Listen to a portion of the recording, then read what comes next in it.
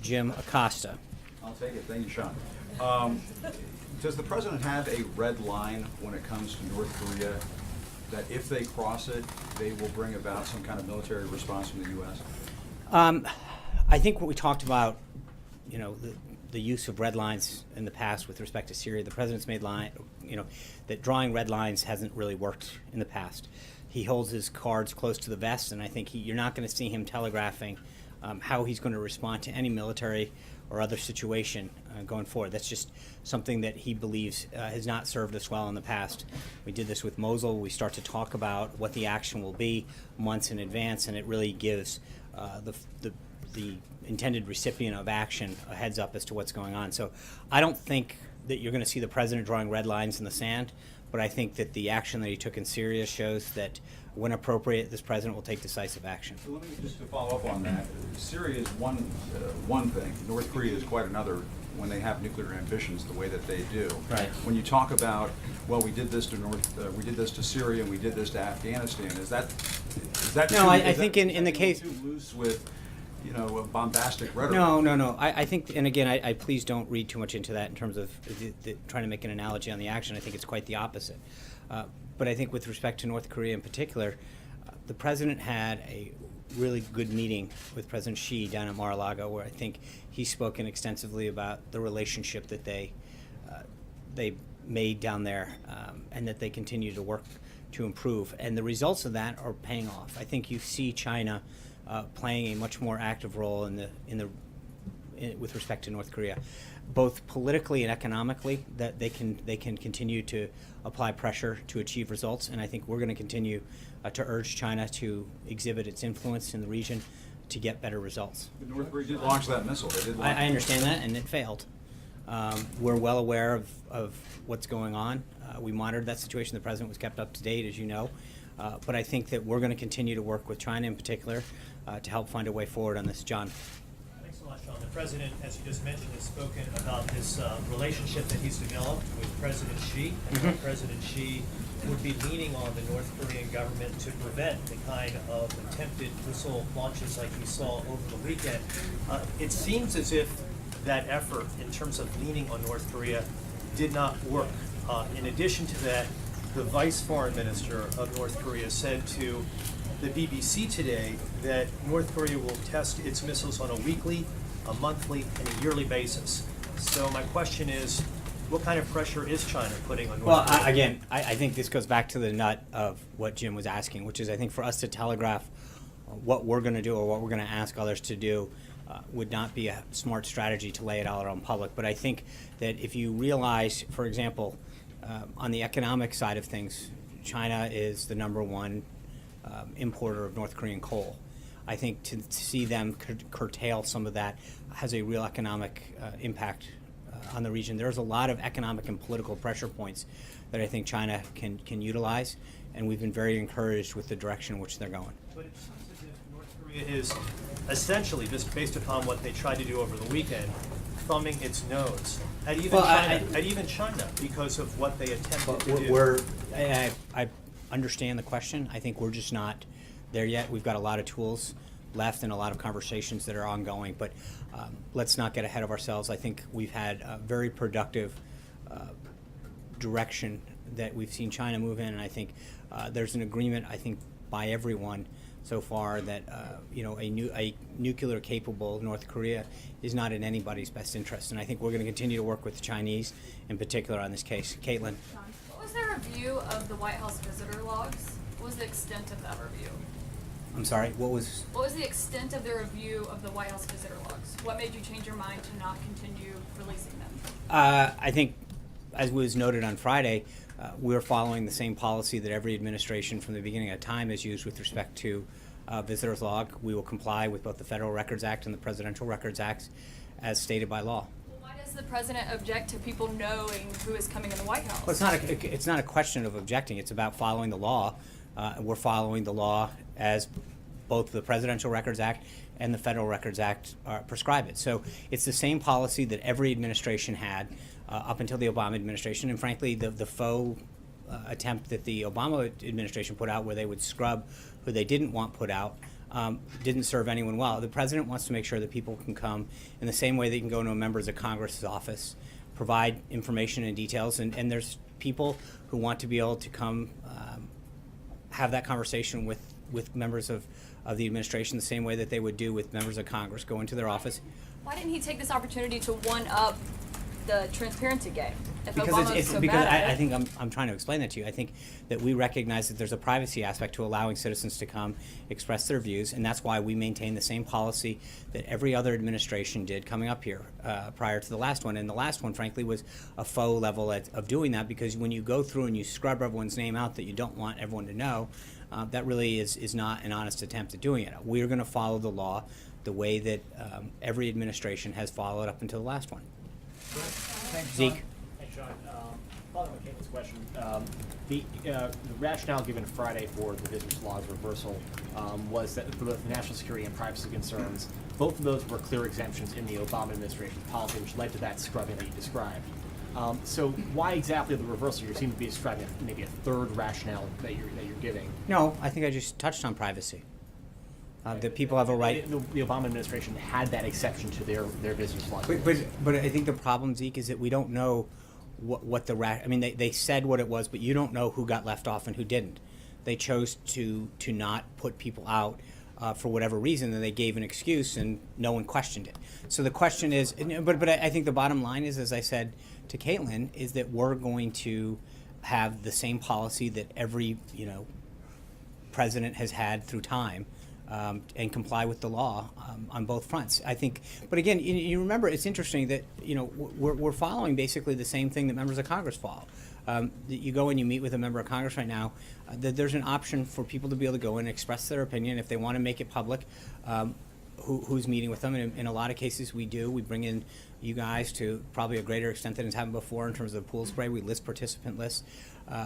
But I think there's an opportunity sometimes for the American people who want to come and have a conversation and not become, and be able to share their view. So again, but remember, this is the same policy that every president and every administration has followed. I'll grant you that, but Thank you. this president entered office running a campaign saying he was going to drain the swamp. So under this existing policy, a lobbyist, the president has decried, on the campaign trail and stop a Washington insider, members of, of the swamp can walk into the White House, and there is no recourse to the public to hold the president to account. I think you guys, the visitor logs to all the White House components, OMB, the Council of Economic Quality, U.S. Trade Representative, Office of Science and Technology. What I'm saying is all of those that are subject to the Federal Records Act, we're complying with all that, and we're complying with the Presidential Records Act.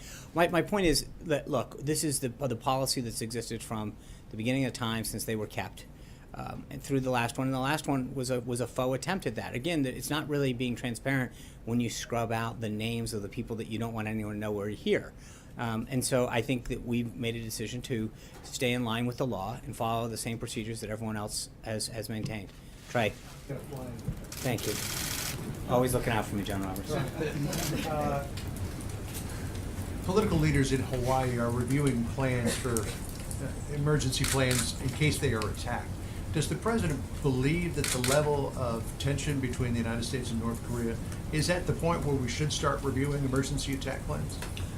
So just to be clear, and again, I'm not going to get into, I would just tell you that there are military contingency plans for almost every scenario in a numerous aspects around the world, here at home, everything from humanitarian relief to refugee crises to attacks. That is standard military procedure to have those kind of things. So to make that in any way, shape, or form sound new would be a mistake. It is a standard operating procedure of the military to plan for contingencies in a number of operations in a number of hotspots throughout the world on a regular basis. And with respect to Korea in particular, that's been going on for decades. I'm just wondering, how high does the president view the threat level from North Korea? Again, I think the president's made clear we're aware of the activities that they've engaged in, and we're monitoring them, and the national security team continues to keep them up to date. Just one more on that topic. One of the reasons why successive administrations has chosen to negotiate with the leaders of North Korea is because it's believed that there are no good military options to deal with.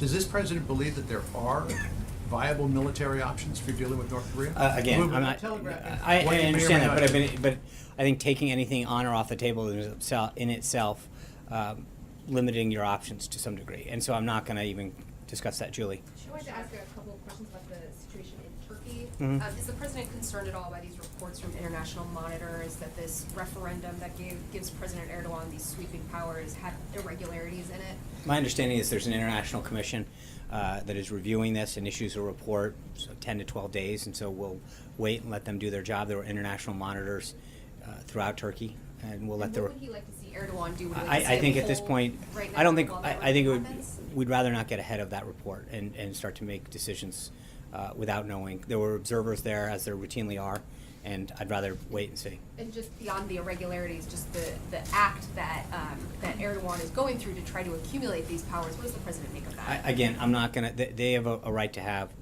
elections, and their people participated in that, but before we start getting into their governing system, let this commission get through its work. Steve? Sean, when Vice President Pence says that regarding North Korea's strategic patience is over, Right. what does that mean exactly? The era of strategic patience was a policy that the Obama administration enacted to basically wait and see. I think we have now understood that policy is not one that is prudent for the United States, and I think that's why you've seen stepped up efforts, particularly with respect to China, and that's why I think the relationship that the president really is building on from the time that he spent down in Mar-a-Lago with President Xi is hopefully going to produce results. And so part of it is to actively engage with world partners like China in particular that have economic and political influence that they can utilize. What would it take to restart some sort of talks with North Korea? Well, let's see. Again, I'm not going to get ahead of the policies right now. I think we're seeing some active engagement with China, and that's helpful. So let's see how that goes. Allie. Thank you, Sean. I have two for you on North Korea. You're doing it today, you've done it before, you've stood at the podium and said you don't want to telegraph moves Right. that the president will make because you want to preserve that element of surprise. A Kremlin spokesperson said today President Trump is more impulsive and unpredictable than Kim Jong At what point does this strategy of unpredictability become a liability? Well, I respectfully would disagree. I think that the rest of the world, when he acted in Syria in particular, the world community, not just the world community, but here at home, on a bipartisan basis, applauded the president's actions. You see unpredictability as an Well, asset? I think absolutely, but it's not. I think that you have to look at the flip. I mean, I talked about it a minute ago. When you look at some of the actions that we've taken in the past, Mosul being a good example, where we leaned in and started to explain what we're going to do and when we're going to do it. That takes a huge element off the table of not only surprise but achieving the effect that you're trying to do. So the world community, and especially the more that he meets with world leaders, and developing relationships, repairing relationships, and reasserting the U.S. place around the globe, it should be reassuring to not just us here at home, but around the globe. People are excited that the president is taking action, and decisively so. You've made it clear that you're not taking options off the table, right. including military options. Defense officials have estimated for a long time that war on the Korean Peninsula will cost thousands of lives. It could economically devastate South Korea. Is this to be read then as an acceptance of that risk by the Trump administration? No, it's again. I think the point is that if you get into a series of hypotheticals about what you will take on or off the table, will we do this or not that? At some point, you really start to narrow your options, and I think the president has long held a strategy that doing that begins to give the enemy, the opponent, whatever it is in any particular case, whoever he's, even if it's just a negotiation. The options of knowing where to go and where not to go. And so the president's been very clear that not taking options off the table gives us a stronger hand. So do you accept the risk of war? I didn't no, because again, by what you're trying to do is to get us to take something off. I think at the end of the day, we will always act in America's best interest to ensure that our national interests are protected. And so if we were to say that we're taking something off the table in any way, shape, or form, that would limit what we have to do. We are going to make sure that we do what we have to protect our national interests. And obviously, with respect to South Korea, we've been very clear. The Vice President spoke very clearly about the need to strengthen and cement the alliance that we have with South Korea during his visit. I don't mean to belabor the point, but I just want to be clear because I want to flip the coin, right, which is something you've talked to us about. If you're not taking options off the table, if you flip it then, that can be read as you're accepting the fact No, that I the think that's crisis a could stretch. escalate Right, in South that's a Korea. stretch. I think don't. That's the point. I'm not. No, it's not a question of taking the risk or not taking the risk. Again, you can start to go down a very dangerous path of, will you use this, will you not use that? The president's very clear, and I think that everybody who's been briefed on him, and I think when you look at the quality of the national security team that's surrounding him, by all accounts, probably the best in our nation's history in terms of all across the board, you know that the president is getting unbelievably sound and strategic advice on how to protect our national interests. Brian. Last week you dismissed, I think it was when Hallie asked the question, you dismissed North Korea and said it isn't a threat if you can't go through with it. So what changed? What's our goal in North Korea? What's the strategy? And what's your response to the critics who say that this is just blue smoke and mirrors to hide some of the problems on the White House staff and some of the failing domestic social agenda? I don't think there's anybody in the world who would not believe that North Korea's actions are both provocative and a concern. So the actions that we're taking are extremely they're appropriate and justified. What we're doing is working with the world community, and as I've mentioned multiple times today, especially China, which is really acting in a historic way to ensure that our national interests and the safety of the peninsula is protected. So what about the follow-up there is what about the criticism from people on the Hill who say you're just hiding a domestic agenda that isn't working? I've never heard that. I haven't heard that criticism. Well, actually, I have. Okay, well, then we travel in different circles. But I don't think that there's anybody who honestly believes that after seeing the launches that they're taking and the work that they're undertaking, that any attempt to protect our country and our national interests is anything other than the right and justified thing to do. Francesca. Thank you, Sean. This morning in an interview, you referred to the missile launch as an unsuccessful military attack. That contradicts what other White House officials have said. It was an unsuccessful launch. Okay, so you just misspoke in the Fox and Friends interview. There's no specific evidence that this was some sort of No, an attack. it was an unsuccessful missile launch. Okay, thank you. You're welcome. Glenn. Sean, you talked about the end of strategic patience, two questions, in the context of attempting to expand China's role in pressuring North Korea. Do you believe China has the power to change North Korea's behavior if they choose to do so? And then a follow-up. That's a good question. I think they can definitely try. There's economic and political points that they could be pushing. Whether or not they achieve that outcome is yet to be seen. But I think that there's a lot of influence that they could exhibit in both of those areas, and we'll have to see. And that's, but it's clearly the prudent thing for the president to do to try to build that relationship with President Xi and see if we could achieve an outcome that's in all of our best interests. Jonathan. How concerned are you that the uptick in the language, the bellicosity, the tweets could potentially provoke unintentionally military action? I mean, is there a concern that a lot of the words that are being thrown around could have an unforeseen impact? Just explain to me from the president's thinking how concerned he is of the risk of an unintentional conflict. I don't think that that's there. I think we're taking all the appropriate and prudent steps. Jonathan. I've got a question on North Korea and China, but first a follow-up on the tax question. You've been asked about this obviously 1,000 times. Thank you. You always talk about, well, under audit, the president says under audit. Is it time just to say once and for all, the president is never going to release his tax returns? We'll have to get back to you on that. You want, really? Really? So he may.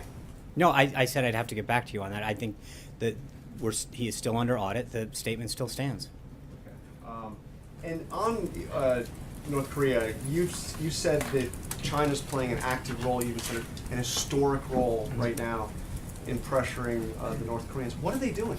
Well, again, I think that when you look at both the economic front, coal in particular, that is North Korea's number one export. I think that they have taken some very helpful economic actions and exhibited positive signs on the diplomatic front as well. But again, this is something that is an ongoing conversation built on the relationship that the president established with President Xi. And I think that, as the president has noted before, we'll have to see. But it is encouraging the signs that China is showing. And the president suggested there was a quid pro quo in terms of not declaring China a currency manipulator because they were helping or going to help with North Korea. So if China does not adequately put pressure on North Korea? Is he going to go back and declare them a currency manipulator? Yeah, so there's a couple things on that. Number one, they haven't been manipulating their currency since he's been in office. That's a fact. Number two is I think the president's tweet said clearly to do so at this time would not be prudent. It's not a quid pro quo. It's just saying that in the middle of them taking very positive signs to help us address the issue, the situation in North Korea, that to label them a currency manipulator I don't think would be very productive in achieving a very, very important national strategic objective. Okay?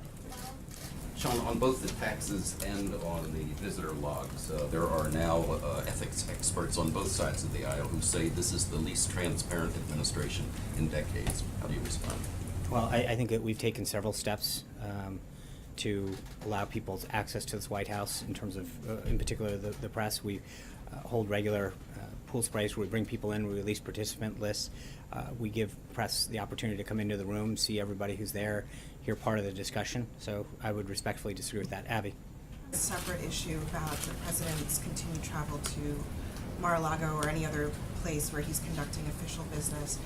Does the White House believe that those other locations should be treated like this building in the sense that you guys will be transparent about who he's meeting with and what kind of official business he's conducting while he's there? Is that a commitment that you all are willing to make? I think we've been fairly consistent with reading out who he's meeting with and what he's done, providing the pool access to his whereabouts and what he's doing. I think what we generally do. Obviously, the president has time to spend with family, and he makes phone calls. We generally provide readouts of those phone calls with foreign leaders, whether he's here or in Florida. So I think we've done a fairly good job of making sure that people know who he's meeting with, who he's speaking to, and when appropriate, the context of those calls. But that's not true, Sean. Long stretches of time go by and we get pool reports from the poolers saying we've been asking the White House for information about what the president is doing. I understand that, and we don't get that information. I We can't even get an answer to whether he's golfing or not. I understand that some days that you don't get it as quick as you want. Some But, days we never okay, get it. but with all due respect, Julie, he's entitled to have moments with his family and private time. So I think respectfully, I would disagree. I think we do a very good job of getting you information, of bringing you along to events, whether he's here or at a location or even going out to dinner. We've lived up to that. I think the president and is entitled to have some times with his family and friends to just catch up. But then that's the difference than what you're saying. No, Abby, but which is that you are providing. No, that but what information. I'm saying is her question was about official business. And when he does have a call and when he does meet with advisors, we generally put it out. But when he's meeting internally, in the same way that when he's meeting here with his staff, we don't read out every staff meeting that's going on. And so when he's down traveling and he's having meetings, whether it's on Air Force One or wherever, that's what his staff does, is they provide him updates and policy briefings and give him an opportunity to make key decisions with their insight into a particular issue. That's what all presidents do. And I think that I would respectfully suggest that we have done a really good job of making sure that the pool in particular has provided information in terms of his whereabouts, and then we've provided background briefings on issues that are coming up, where we're going, why we're going, and what we intend to do. So, I get that there's always going to be this back and forth. You guys are going to always want more.